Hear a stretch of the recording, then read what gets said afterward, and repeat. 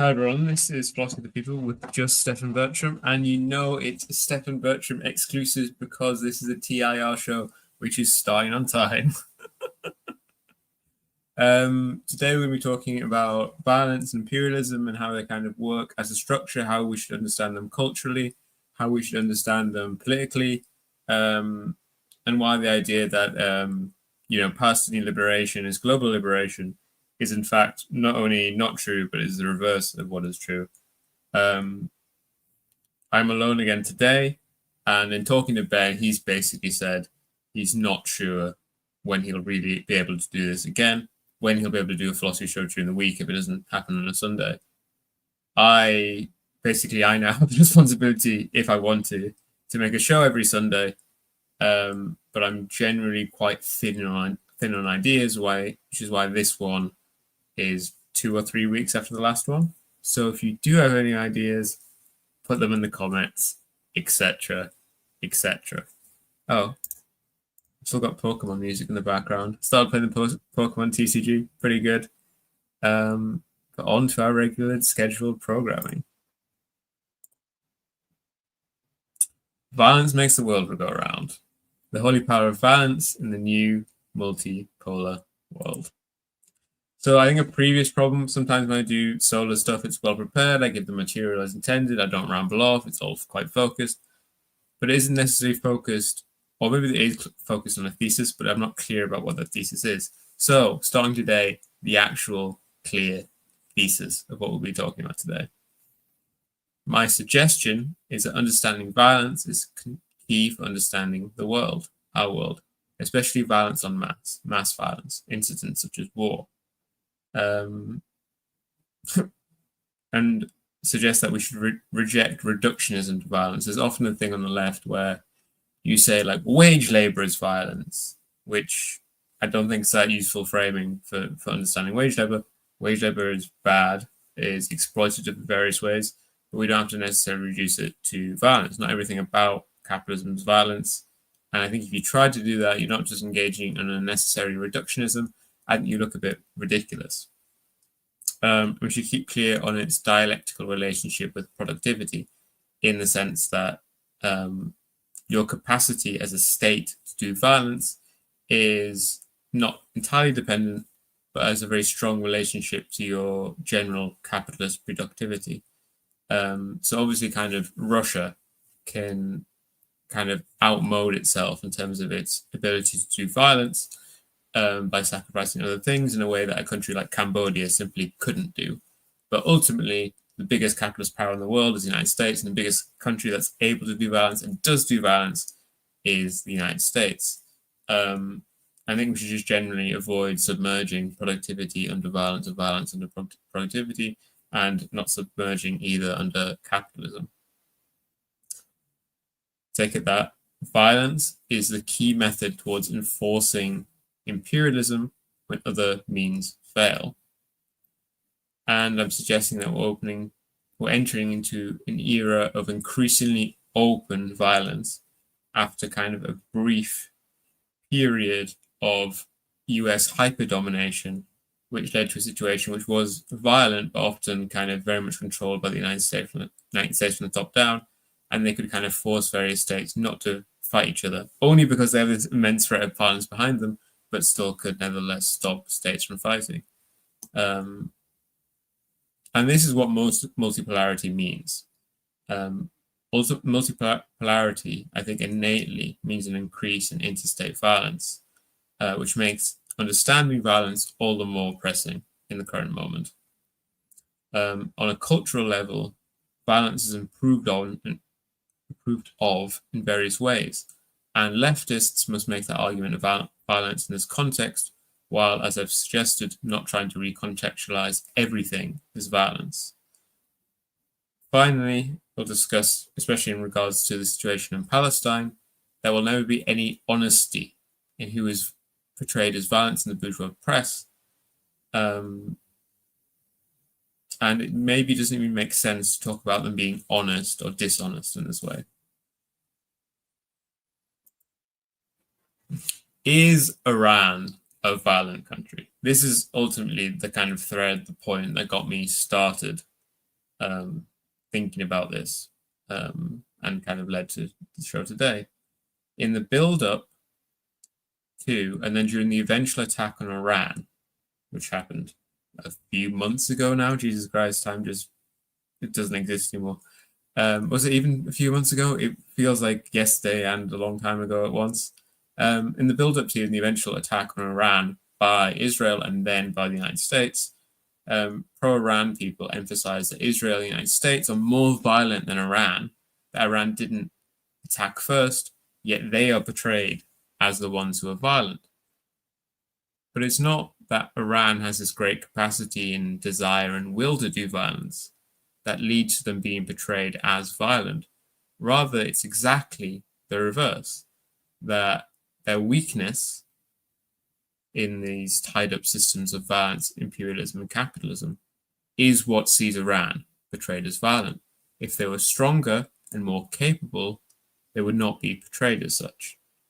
Russia does far more Iran, but the West ultimately can't do any more to Russia than they currently do. And thus there's no kind of media hysterics trying to build us up for a war on Russia. Obviously, this has happened at times, but now kind of they've reached their capacity, and instead we're trying to pressure Russia into peace. We're completely reversed from a point maybe a year or 2 years ago where the West hadn't exerted all kind of its violent power against Russia that they could use against Russia without Russia retaliating. And thus there was this campaign to portray Russia as horrible, horribly violent, and blah, blah, blah. And now that kind of we've reached our ends, we're like, oh, we need to do peace, peace, peace, peace, peace, peace.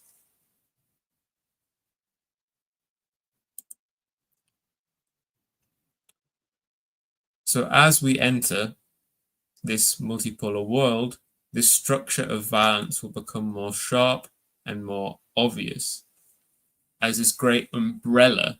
I'm thinking in terms of, I'm kind of reusing the terminology of the nuclear umbrella. There was this idea of the nuclear umbrella during the Cold War, where the United States had a nuclear umbrella and the Soviet Union had a nuclear umbrella. And that basically meant that you couldn't go to war, not just with the United States or the USSR without getting nuclear destroyed, but you couldn't go to war with any of the countries under this umbrella. And after the end of the Cold War, we didn't think quite as much in terms of nuclear umbrellas, but I think we can recontextualize this in terms of a more kind of generic umbrella of violence, where it's not clear that kind of the suggestion is that if Russia invaded Latvia, we would go to nuclear war, but rather the suggestion is that if Russia invaded Latvia, the United States would retaliate with great and mighty violence, and Russia doesn't want to get involved in that. But as time goes on, this great umbrella of violence projected by the United States will dim, it'll become weaker, but also more spiky, as in it'll become more actually used. When you're this super hegemon or whatever, like all the wars the United States fought during their period of super hegemon from the 90s until probably ended a few years ago, there were wars of choice. But now the United States is increasingly losing its choice, losing its power to dictate when violence happens. And as I'll discuss later, it seems increasingly that the Trump administration especially is only reactive to violence, to interstate violence, rather than the United States being the one that causes violence, chooses when it happens. Rather, the United States has the power to stop interstate violence once it's started, but hasn't the power to kind of dictate everything from end to end. Oh, am I going to sneeze? Maybe. Oh, I'm just being really teased by a sneeze here. It's brutal. But, so this violence becomes more spiky, becomes more actually used as it diminishes. So you have all these statements in the Trump administration saying, oh, will we fight for the Baltics? Will we fight for Taiwan? But at the same time, they are bombing Iran. They really actually just bomb Iran. So this umbrella is withdrawing, but at the same time is actually being used. Sans living under this umbrella, how do you prevent violence being enacted on you? By either removing all tools of violence they have, I say they, I mean your enemies have, or by having such a terrifying capacity of violence, your enemy is too fearful to attack you. Just last December, or was it November? I guess it was November into December. The Syrian civil war was completely inverted. You had a situation previously where there was just this rebel pocket tied up in Idlib, and there was attempts to reconcile the main opposition force, the Syrian Democratic Forces, with the government, and it seemed any chance for overthrowing the Damascus government was over, that we now lived in Assad's Syria forever. And then HCS just attacked the front lines, and they found that there was nothing really there, and the Syrian government completely collapsed. This was due in large part because the Assadist government regime, whatever, had largely demobilized their kind of like militia forces as they tried to transition to a civilian economy, and they were duly punished. There's no peace anymore apart from eventual total victory. This is not to say reconciliation is impossible, but the point is that as long as capitalism exists and as imperialism exists, there's going to be a global system of violence. There's going to be contradictions between countries which are expressed because they're in different places in this capitalist imperialist hierarchy. Imperializing nations are always going to exploit imperialized nations, and they're going to try and force middle countries to become imperialized nations, while middle countries like Iran are going to try and resist becoming fully imperialized countries. Yeah, I think it can almost work rightly, because there are those like stabby bits in the umbrella. So the umbrella's fraying, and the metal bits are stabbing. It doesn't quite. It's not a perfect metaphor, but I think from the fact that it's a reused metaphor, it's actually quite good as it goes. I don't like, not necessarily in the sense that a purely a nation state existing in the void by itself would be, but rather that nation states in contradiction to other nation states probably are, yeah. And obviously always nation states have existed in contradiction to other nation states, and presumably always will.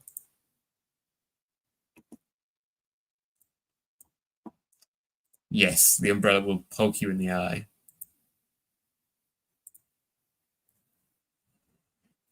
We can't have fair capitalism. I'm a shocking suggestion, I'm sure, to all the people here.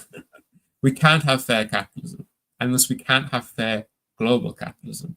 Imperialism exists and will be resisted. As I just mentioned before, violence, I think, is most often enacted on the countries in the middle of the global system for various reasons. The top is where the top wants to be, and they don't like fighting or bickering with each other. I mean, the last time they tried was First and Second World War. That went really badly for the imperialist countries. I think since then they learned not to engage in kind of direct inter-imperialist confrontation. Though it's also not clear if there have been any separate imperialist blocs since 1945. The top is where the top wants to be. The bottom, or where the top wants them to be, though due to the horrible conditions they're in and to the degree to which they're imperialized, they often fall into violence anyway. But I think that's less to do with the top directly enforcing it, and more to do with their state structures just being so destroyed by imperialism that this is what they fall into. So, for instance, if we talk about the Congo was forced into becoming a failed state by Western imperialism in the 1940s and 1950s. Through the killing of all their decent leaders, through these mercenary attacks and so on. But I don't think right now Congo is forced into becoming a failed state by imperialism, apart from in this more distant sense. Rather, they were failed and collapsed then and then imperialized since. But I don't think the West actively wants there to be a civil war in the Congo at all times. They would only then want that if Congo started to actually put itself together. But as you can see in countries like, say, Cambodia, you can have a situation where you're a horribly poor, completely imperialized country, and nevertheless not in a civil war.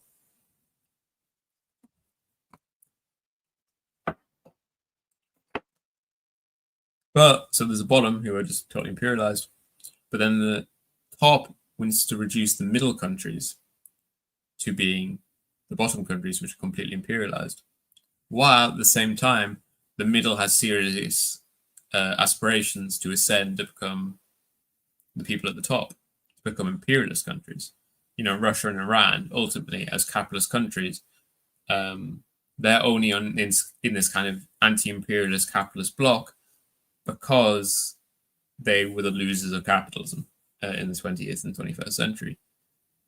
Their aim as periphery, middle income, moderately powerful countries is just to become imperialist countries. Additionally, the middle is where there's this capacity to resist, and thus the greatest violence will occur. So, for instance, now in Syria is no longer, since the fall of Assad, has no chance of being anything like a middle country. They're completely at the bottom now. And we can see that with Israel's total freedom to act in Syria.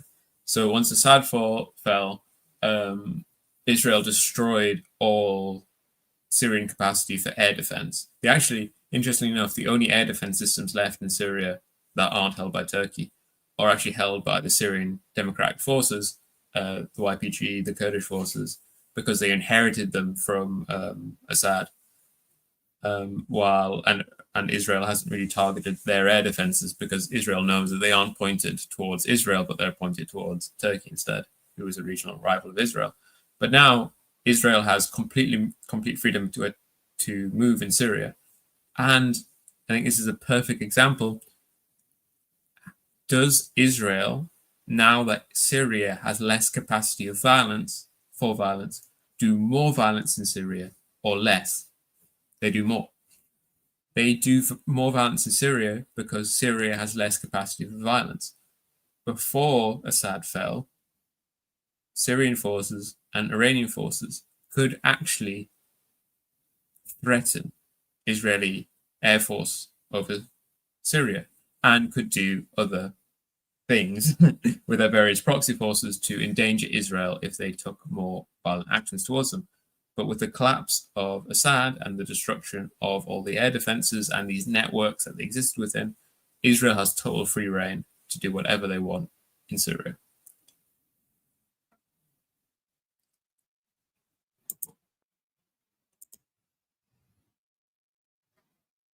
We need an update on Syria with Stefan and Jean on the regular show. Yeah, I'd be completely happy to do that. I mean, the normal problem with me with most shows is I'm just not up for them. I think it was like on Wednesday, Jason was like, "Oh, does anyone want to do the show?" And I was like, "Oh yeah, I mean, it sounds cool, but I'll be in bed." And and then we were just discussing how it's funny that I have a regular strict bedtime, despite being the most unemployed person in the world. Slide 6. War does not cost as much as everyone thought it did. I think we've found out in the past few years, especially since Russia's invasion of Ukraine, I almost forgot what Ukraine is called, that war does not seem to nearly have the cost everyone expected it to. And when it does have the cost, this cost seems to be able to be borne. People can cope with it. In terms of costs, the only costs that concern the ruling class are the ones which actually affect them. Turning your country to hell costs far less than giving up power, as we can see, in these constant civil wars, like in Sudan and the RSF, the Sudanese government and the RSF. The Sudanese government kind of created the RSF to destroy their enemies, and then the RSF rebelled and sought to destroy them, and none of these groups are willing to just not destroy the country for the sake of for the country to then survive in a state which isn't complete ruins. Both of them were fighting, knowing that when they won at the end, the country would be completely wrecked. But ultimately, to them, it's like, well, either we have the country or we don't. And if we don't have it, we don't have any country. So whatever state the country survives in, that's better than having nothing at all. Russia has proved that you can sustain, just as a middle-income country, you can sustain a multi-year brutal industrial war, and it can be not particularly harmful to your country. Obviously, Russia has lost a lot of young men and not so young men in Russia, but kind of in terms of macroeconomics, Russia's fine. Maybe just in the kind of past 6 to 9 months, we're starting to see like the Russian economy overheating. There's problems, but generally, despite being heavily sanctioned and so on, the Russian economy has done quite well in the past few years.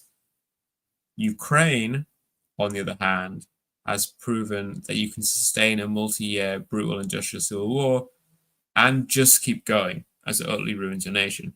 It's obviously Ukraine is in the defensive, but I think it's still very much relevant. Israel, interestingly, rather than the extension of the war being at all harmful to the government, the structure with Israeli politics and the war in Gaza, the Gaza genocide, seems to be sustained by the continuation of the war and continually fights in order to fight. As long as they're fighting this war, Netanyahu thinks he's politically untouchable, but they think as soon as they end it, he'll be fucked. And so Israel fights to keep fighting on. And of course, they believe they are benefiting by engaging in the genocide in Palestine and so on. 2 years of genocidal assault, hunger operations, and the total destruction of basically all structures in Gaza has, on the other hand, not been able to make Hamas sign unconditional surrender, nor for the people of Palestine to overthrow them. There have been intermittently protests against Hamas. But it's interesting that now probably the situation in Gaza is so desperate, the genocide is kind of so far through and the hunger operations are so far through, it's probably not particularly possible for Palestinians to even kind of think about overthrowing Hamas, which obviously shows that, Israel is really genuinely trying to engage in a genocide rather than trying to engage in regime change or something like this. The attacks by the United States and Israel on Iran showed the Iranian government to be very, very weak, but did not significantly incite anything in terms of there was no uprising in Iranian Kurdistan, or there wasn't really an acceleration of operations in Baluchistan or anything like this. Especially with Baluchistan, maybe because the CIA was like, ooh, not now, guys. But yeah, Iran was horribly humiliated in this war, but it doesn't really seem to affect them very much.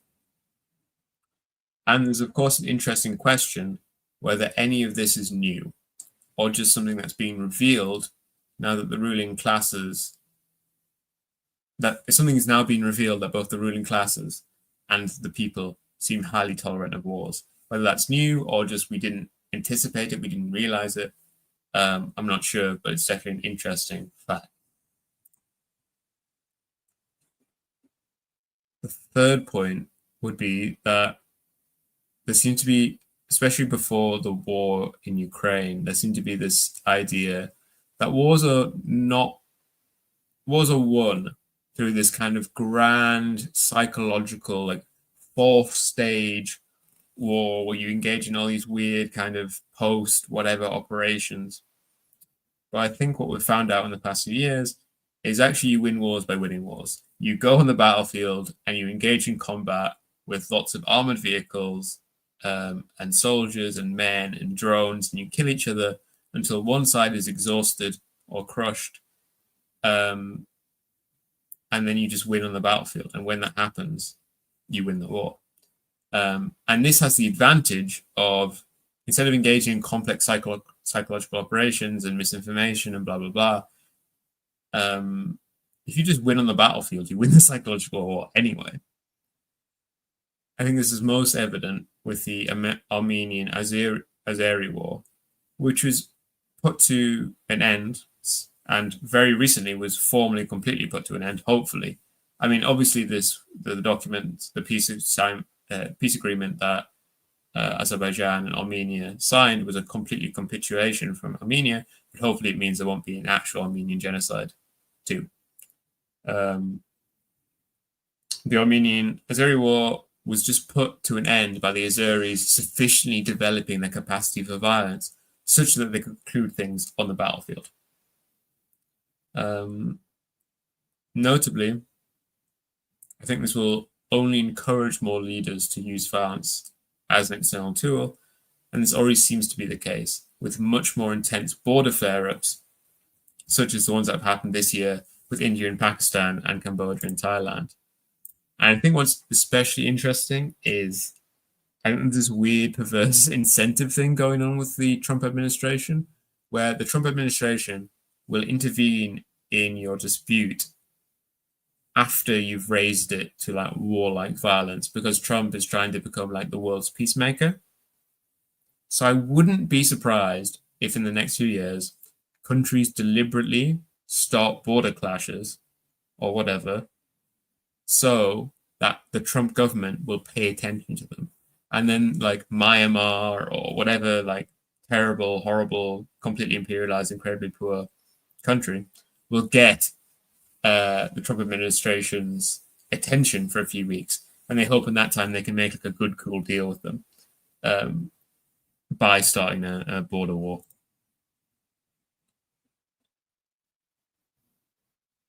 Apart from a very, we're switching now to the cultural discussion. Apart from a very few people who are committed pacifists, everyone loves violence. And going back thousands of years, all humans have loved violence.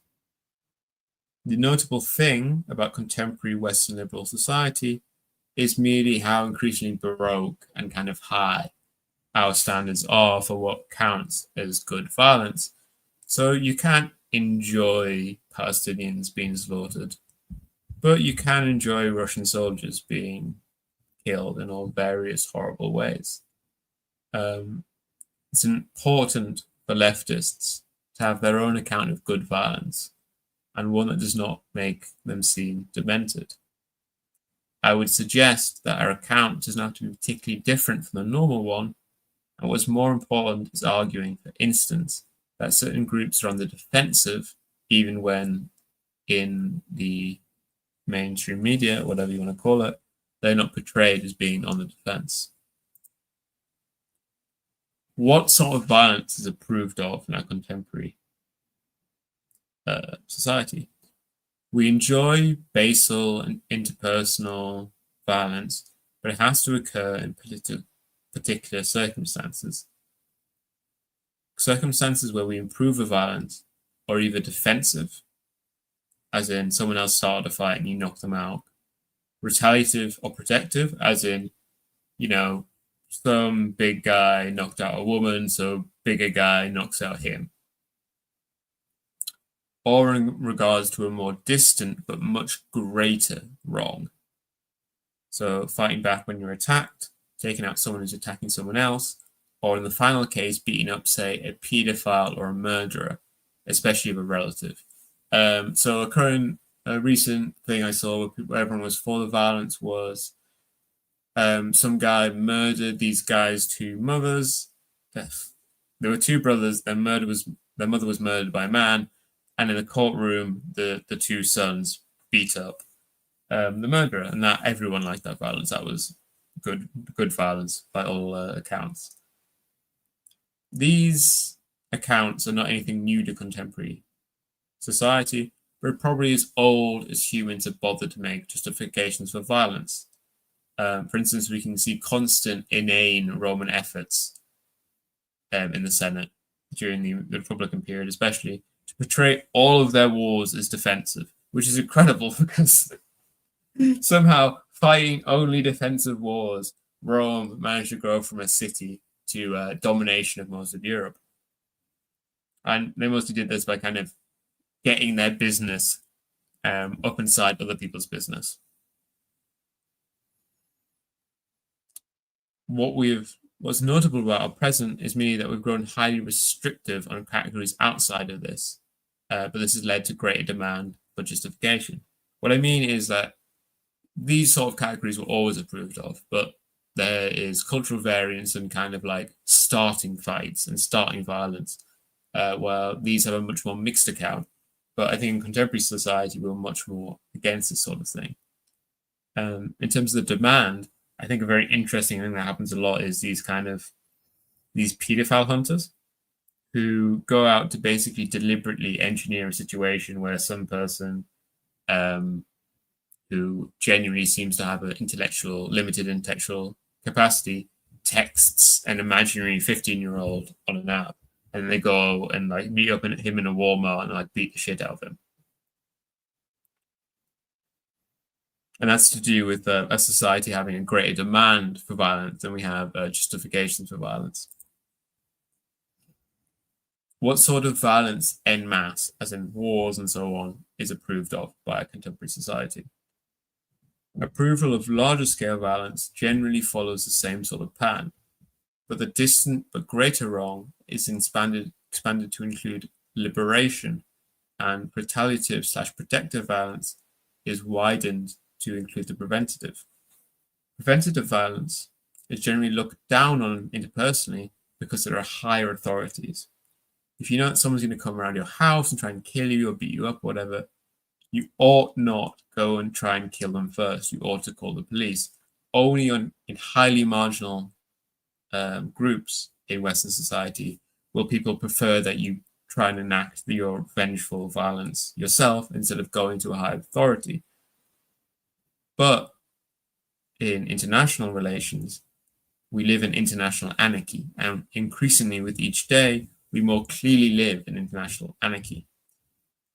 There is no police, there is no greater authority to appeal to, and so you kind of have to sort things out yourself, and that's why preventative violence can get a lot of approval. I already mentioned the point about how the US under Trump does not seem to want to operate to prevent conflict, but rather mediate it once it's already happened.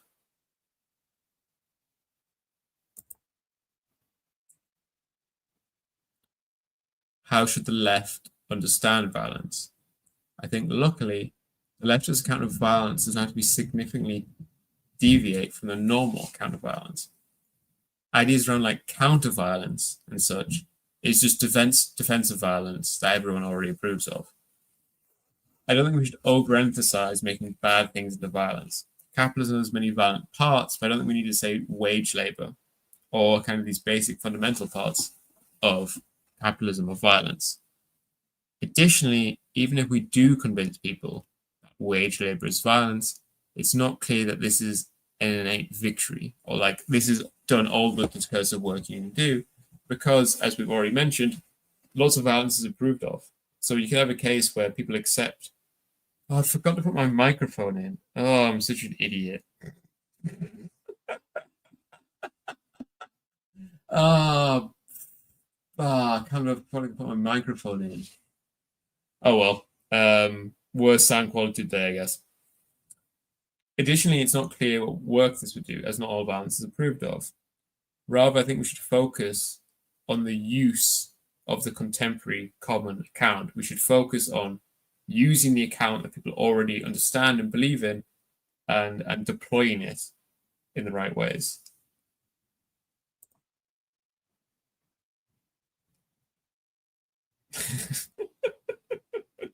Yes, I don't think that white silence is violence. I think that white silence can often be harmful, but there's no need to reconstruct everything into violence. Everyone said the sound is fine. It's fine, but it would be better if I'd plugged my microphone in. That I spent good money on that. And in this context, I want to talk about the madness of the mainstream as regarding the violence in Palestine, the ongoing Palestinian Gaza genocide, and how we can kind of think about their account of violence and relate it to our proper account of violence, and try to understand how we should understand the world and understand what we should do about the world. The mainstream narrative on the Palestinian genocide is fairly regarded by a great deal of people as demented, and it's slowly collapsing, this account.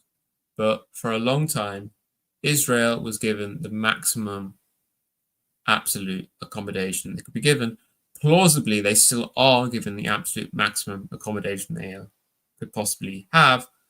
And what's just happened is they've become so incredibly extreme in their violence that the Western media can't, and Western governments can't help but critique them. Palestinian violence was regarded as enormously important. You know, there was discussion around 7th of October being X number of 9/11s. of violence literally multiplied, allegedly on the basis that, Israel has a much lower population. But of course, no one was multiplying the Palestinian deaths. And of course, there's far lower people living in Gaza than there are in Israel. But there was a literal multiplication of Palestinian violence where, okay, it's not enough that 1,300 people or whatever were killed on October 7th, but we have to times that by 10 because Israel is a much smaller country than the United States, or blah, blah, blah, blah, blah, blah. While on the other hand, Israel's violence was instead divided, denied, and continually cast as defensive, even though we're grinding through months and months and months of fighting, where you think any competent force would have won, destroyed Hamas, and been able to get a victory and withdraw. We are insistently told, or were told, that Israel is the most moral army in the world, which now seems like I don't think there's any way you can take that, but as a joke. Like, that sounds innately kind of ironic. The idea that Israel is the most moral army in the world. Like, you have to be a full turbo Zionist living in an alternative reality to think that the IDF is anything like the most moral army in the world. I think more moderate Zionists have retreated to the position of like, okay, but we're not as bad as Hamas.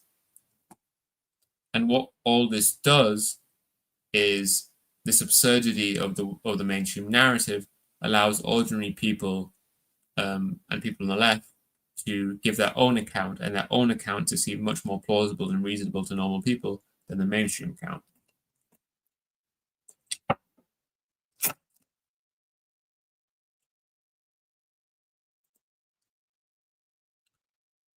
Liberal humanitarianism, though, remains insufficient. It can be seen, or it can seem, and genuinely is in some ways radical, to suggest that Palestinians are human beings that deserve the same liberal rights and concerns as anyone else. Though however radical and correct the suggestion is, it remains insufficient. Because Palestinians not being full human beings is not something that's incidental to global capitalism and imperialism, but a necessary part of it. Or rather, I should say, some group not being full human beings is not something that's incidental to global capitalism and imperialism, but a necessary part of it. Imperialism requires lower orders, and resisting lower orders are sorted.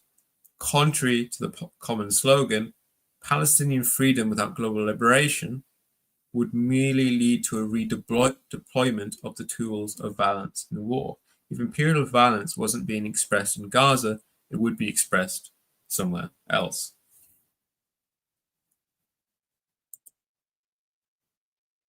And then we get back now to what is a common Marxist point, that capitalism cannot deliver the promises of the Enlightenment. That can't deliver on the promises of liberal universalism. The deployment of capitalism, as we can currently see it, seems to have more and more people being pushed into the excluded class rather than the included one. Material violence and ideological commitment to violence will always be imposed on some group as long as capitalism exists. And the promise of liberal universalism, where everyone becomes part of the included order and there's no discluded order, and then of course the life of the included people is decent and sufficient and filled with rights and freedom and so on, can only be filled as part of these rights being sublated, as in re-emerging in a higher form on the road to socialism. Only through abolishing the inherent division of capitalism can the form of liberal universalism ever be realized. That is all my slides, but I'm going to go back now to slide 2, and then anyone who kind of came later, whatever, can read the clear evocation of a thesis. And now anyone that wants to ask some questions can put some questions in the chat. I'll hang around for a bit, see if that comes in. People don't have any real questions. If my thesis was so clear and so evocative that everyone's just like, yeah, we're satisfied, then I'll just knock off soon. But if not, people can put questions in the chat. And I will answer them for a while, and then we can end. Luke says, fighting to keep fighting is interesting. So Pete Zehan say that Russia sees Ukraine as the last chance for the state to survive. Therefore, they're more incentivized to use their nuclear arsenal. So there were points in the Ukraine war, I think, where Russia was like genuinely threatened in a certain way. Where I think the times where they suffered the second round of defeats in, was it August 22? Was it August 23? Wow. When they suffered those second round defeats in Kharkov, mainly in Kharkov, also in some other places, they then did those referendums, and I think they were in a position of they felt really pushed into a corner. But I don't think anymore Russia feels at all pushed into a corner. They're advancing on all lines of the front. Ukrainians' forces seem seriously in disarray, which is presumably why there is so much pressure now from the West to try and get Russia to sign a ceasefire. I see like Western commentators saying, Russia only wants a ceasefire because they want to like stop, to rearm, to restart the war. And I think that's such an incredibly clear case of projection, where the state is the West and Ukraine wants a peace deal, so Ukraine can reconstruct its army and its forces and stabilize the line or whatever. That's not a Russian priority because the Russians are still advancing. They're not advancing very fast at all. They might start advancing relatively fast in the near future, depending on how much kind of capacity Ukraine still has for plugging all the gaps. Oh, I don't know when the last Ukraine video was on my channel. Oh, also, if anyone has any ideas for videos I should do in the future, also write those. I'm thinking that maybe I should do a video on immigration and its relationship to Brexit and the general kind of immigration, but discussing immigration in the UK context. Because I think on TIR we've had certainly a lot of stuff about immigration in the US situation, but I'm not sure if there's been really any stuff on immigration in the UK situation. And I think it's a point where we're at a point where the left really needs to move past kind of this very bankrupt idea of just being like, oh no, there's actually no problem with immigration, everything's fine. Cool. Well, if people don't have questions, I will end the stream. I actually managed to go on for a decent length of time with this one. Sometimes with the thesis part is I only end up just talking for like 25, 30 minutes. And then I just kind of have to fill with questions until like I can reasonably end. Though the thing is also, I'm like, as a viewer, what length of TIR show would you most like to see on the channel? I guess it depends what you want to use it for. If you want to use it as like background noise, you want like a 3-hour video and you want there to be like 6 people on there and you want them to be giggling and gaggling, then I guess if you want to actually like properly pay attention and listen to hopefully a clear evocation of a thesis or something, you want a shorter video, probably with like 2 people on it.